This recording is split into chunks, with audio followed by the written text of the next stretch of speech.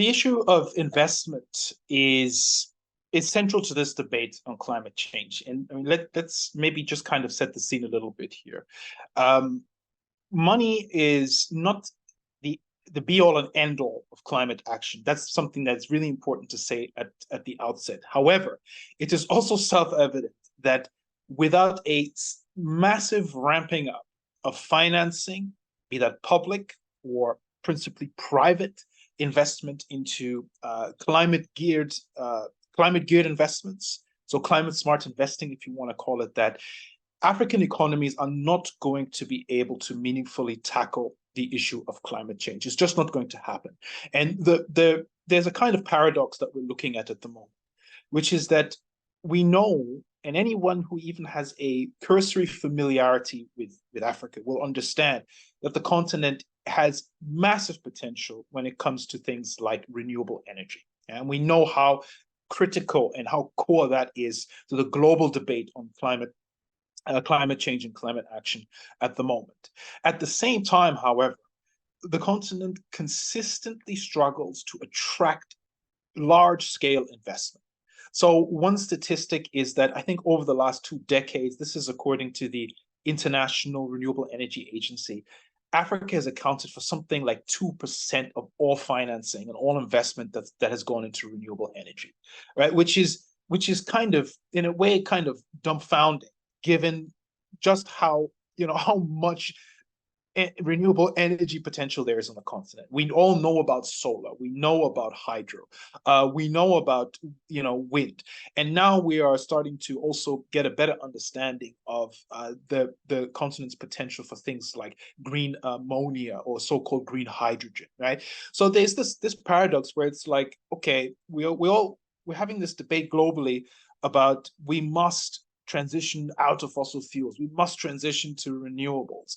You look at Africa and you're like, okay, this is a part of the world that could provide a huge chunk of the energy that you're talking about and that you're looking for. Yet, for some reason, the world is very hesitant when it comes to investing. Now, what's going on here is the question.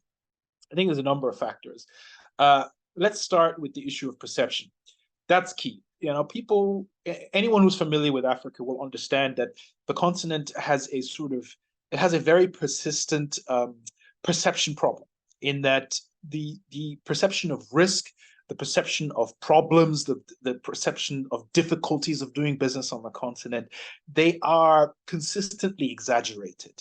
And that has, for a long time, this is whether you're talking climate change, whether you're talking any type of investment, has been a problem. A lot of people, once you say Africa, if you're traveling off the continent and you're talking to people and you're making a case, even if it's a great case, you mention Africa, suddenly, that people sort of retreat, and they're like, oh, Africa, that's too scary, it's too risky. Now that's one of the issues, and changing that perception and tackling the narrative that kind of comes with that when it comes to climate change. And that narrative tends to be one of a continent that is kind of, helpless. It's a victim, principally a victim of climate change. It's not an agent in terms of driving climate action. That's one thing that has to be addressed. And we can talk more about that, because there's important things to be kind of understood there. However, what I would also say is that, capital isn't necessarily particularly biased when it comes to where it goes. In fact, there's a fairly strong correlation between having the right conditions and the ability to attract large amounts of capital. So while the perception issue is definitely a real one, we also have to be very honest when we talk about the need for more investment into the continent, about the real barriers that do exist. So they're just kind of basics that you need, regardless of what part of the world you're looking at, in order to get international capital in particular to buy into what you're selling. Things like basic infrastructure, power, transportation, those sorts of things. We obviously things like the right policy and regulatory framework, political stability, scalable markets, and these kinds of things, right? And there, the honest assessment is that Africa in many cases has a lot of work to do. Many African economies have a lot of work to do.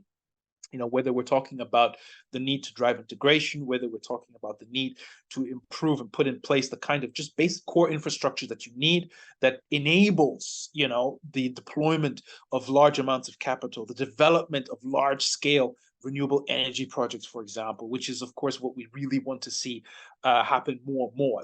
I'm not saying it isn't happening. Right? There are examples of that, and there is money flowing into the sector, and it has been increasing, but it's simply nowhere near what's needed, one, which is important, but two, what is possible. Yeah. So I think there's those two dynamics are two of the important factors to understand. One, there is a general misconception about the difficulty and risk that comes with doing business in Africa. But two, there are also real issues that have to be tackled in order to just, if you want to simplify, tick the boxes, so to speak, to attract the kind of money that will really ramp up renewable energy investment on the continent.